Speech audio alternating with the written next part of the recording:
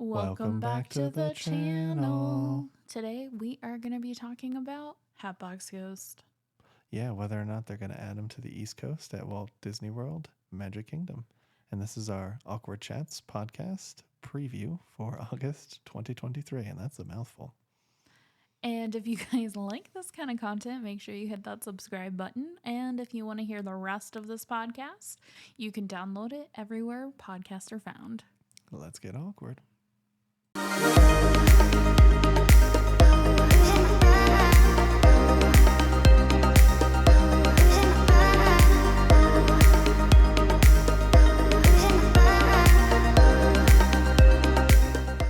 So our next topic is the Hatbox Ghost / Disney sort of refurbishment. Yeah.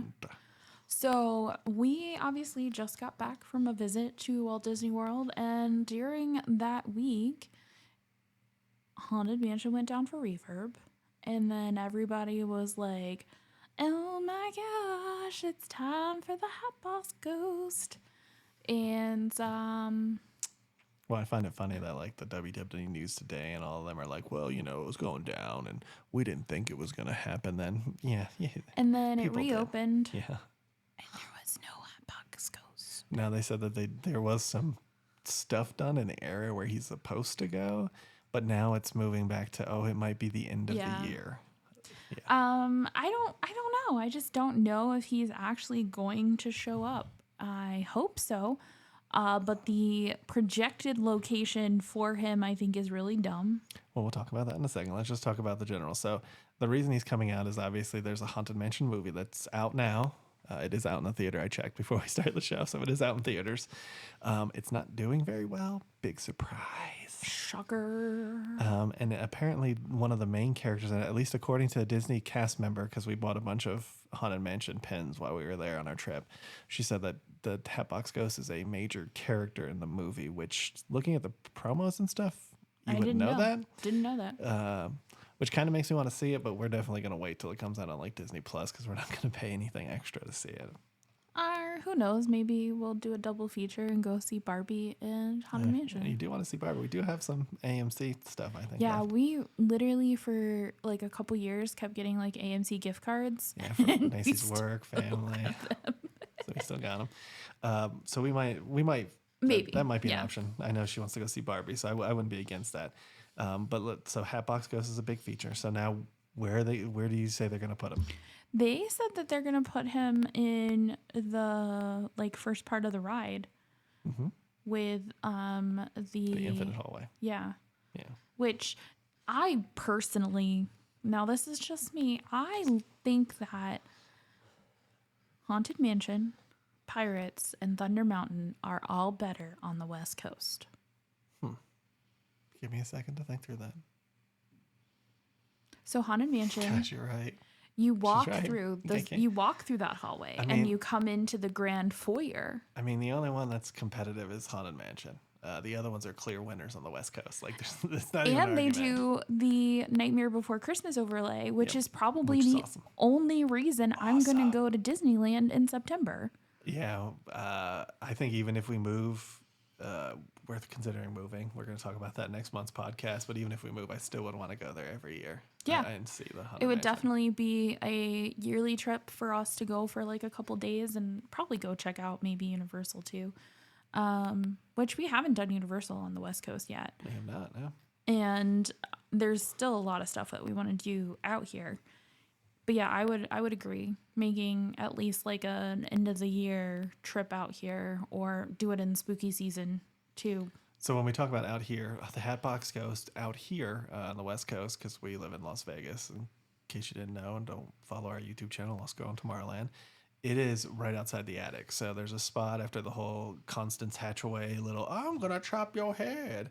And then you kind of come out of the attic, and then right there on the right side, it's sort of like a porch for the attic. I don't know what I would call it, but it's right before you start going backwards and going downstairs. There's Hattie. He's just hanging out right there, doing his little Hatbox thing. Yeah, which it's supposed to be like, hey, you fell out the window.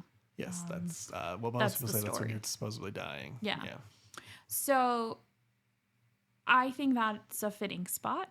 Well, He's got his own spot. Well, that's where he's supposed to be too, because if you go on the East Coast, you'll see there's a bunch of hat boxes there. Mm-hmm. So that is where he's supposed to go. That's where he was originally was. He was originally in the ride on the East Coast for a couple weeks, and they couldn't get the tricks to work. They couldn't get the illusion where his head would move from his head to the box, and it wouldn't work right. So they took him out, and then they never brought him back. There's always been rumors since the 80s that they were going to bring him back.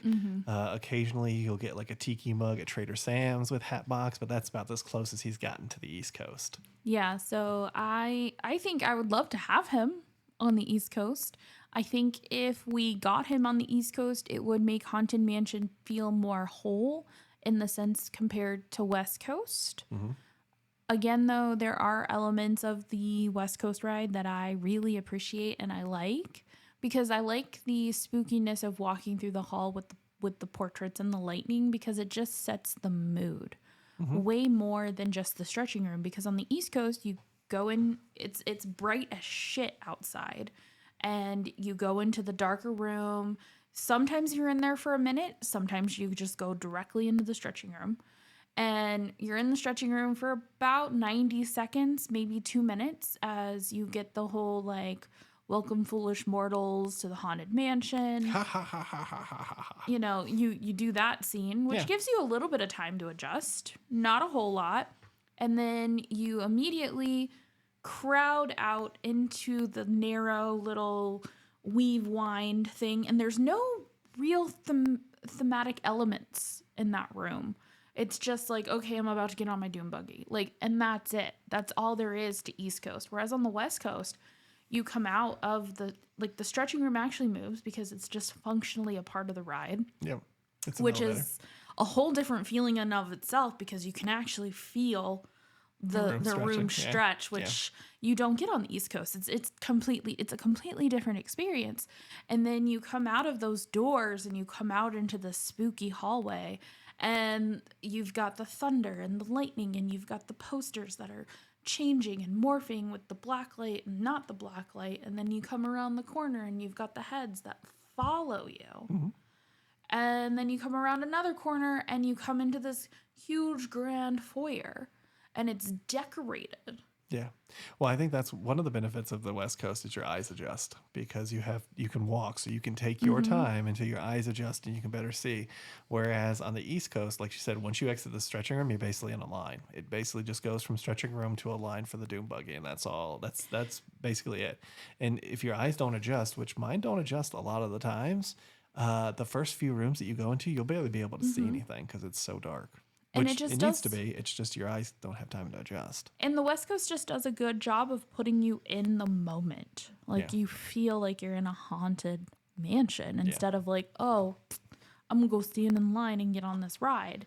Well, and the weirder thing with the Hatbox, too, the location that they're saying that he's going to be. Now, again, I'm hesitant to believe it. If you ever catch the D23 stuff that Disney does, or the, like, when they used to go to Comic-Con and announce like projects and stuff they were doing, 90% of those, especially in the last like 10 years, have failed and have not come to fruition. So I'm hesitant to believe them in the first place that Hatbox is even going to be there. Now, I'm just going to assume that he will be. And the location that they say is that infinite hallway. Right now, there's a guard there, like a metal statue, right? But you don't see the ghost. And supposedly there is a ghost floating in front of you, and you see them holding something, but you don't actually see the ghost. To put Hatbox there doesn't make sense with the story, because until Madame Leota chants, which is after that room, that's when you're supposed to be able to see the ghost. So you're seeing the ghost before Madame even chants. So that would mean Hatbox is alive. And then it makes no sense, because at that point, absolutely zero sense. It doesn't make any sense, because how is he alive? Yeah, the whole buildup of the ride has a rhyme and a reason. Like, two different Imagineers designed this ride, and yes, half of it is spooky and the other half is goofy, but they time this ride so that certain elements of the ride come out at certain times, and there's a reason for it. And I agree with you. It feels like if they put it there, you've just decided to take that story and say, poo-poo on you, it's going in the garbage, we're going to do whatever we want, because we can somehow fit the thematic elements in this space. Well, if you say it like that, that kind of fits Disney's motive right now, isn't it? I mean, that's what they're doing. They're basically deleting gingers and trying to diversify all their properties. And they have these people who work on these projects who don't like the original pieces, like the lady on Snow White's saying how like Prince Charming is a pedo and like a stalker and stuff. And it's like, okay, it's a nursery rhyme. Like, I'm not sure why that bothers you so much, but if it does, why are you doing the project? Yeah. Like, if you hate what you're doing, why are you doing it? If and you can spend hours going back to movies from the 1940s, 50s, and 60s and piece them apart and be like, well, that's pedophilia, and like Well, this but is that's not the that. point. The point is, you can just skip that project. If you don't like it, if it's not something you're interested in, just don't work on that project. That's my point. It's not so much that these things do or don't exist. That doesn't matter. It's like, if you don't like it, why are you working on this project then? Well, I agree with what you're saying, and I think what I was gonna say is like we can spend hours doing that, but we can't just cancel everything. Like we can't just have a cancel culture for Yeah, but everything. it's not even canceling. It's like, why are you working on this project? Why does it matter to you? Why are you doing this? Money. Like, right, and it's kind of ridiculous. And the people at the Imagineers now aren't getting paid very well Yeah. because Disney's cut their salary, so I guess it's not money anymore. It's just weird. Like, you're doing these projects and you don't have any respect or faith for the old stuff, and it doesn't make sense. Just do a new ride if that's what you want to do, but don't shit on what's there. Well, it's interesting because I was listening to that audiobook this morning on primal branding, and there was obviously Disney comes up a bit here and there because of their branding, but they were talking about Michael Eisner and how Michael Eisner, his big thing when he was there was like, am I still doing what Walt would want to do? And I kind of thought that was an interesting saying. And you kind of fast forward to now 30 years later, and I don't know that that is the echo of what's being said. I don't think anybody's like, is I don't this know. what Walt would have wanted? It's more like, is this what Iger wants? And I think that that is where we've lost touch with a lot of the classics in Disney and going back to like, where does Hatbox really belong, you know, in that story? And I don't think anybody an upper level at Disneyland or Disney World is asking themselves that question of, is this what Walt would have wanted? And don't get me wrong, there's times for changing where your brand is going to go and where you see the future of your company. But I feel like when it comes to Disney, because they always want to market on the nostalgia, Yeah. you need, if that's what you want and you're marketing on the nostalgia, then your question should always be, is this how Walt would have wanted it? Because then that's how you get that market. That's how you reclaim that back. And as of late, it's at least over the last 10, 15 years, it's been like, okay, well, IP, innovation, innovation, innovation, but we're not really innovating. We're just going to Yeah, they stopped recycle and innovating. regurgitate the same rides that we've put in other parks. So it's definitely, there's been a huge shift in that. And it's definitely disappointing. Yeah. And again, in reference to Hatbox, I do want to see him on the East Coast. I do. But I don't understand why they just don't put him in the same spot where he is in the I West agree. Coast. I think you should be. And I saw a clip too, and I'll have to go back the next time we ride Haunted Mansion on the West Coast. But in the attic, there's a little miniature Haunted Mansion. Mm-hmm. I feel like I've never seen it. I know it's there, but I've like, there's so many things to look at in that attic. Oh, yeah. So many things. Oh, yeah. That's what makes Disney special. Like, even when we go to the parks and you walk around, especially the older ones, the newer ones, not so much, but the older stuff, you go around, these little details that they added in, like weird shop names or like references to things, and you're just like, oh my gosh, that's so awesome. Or just paying attention to the little pascals that are all around the one land. I mean, there's so many little things to catch, like all over Disney. And I don't think Disney is all bad.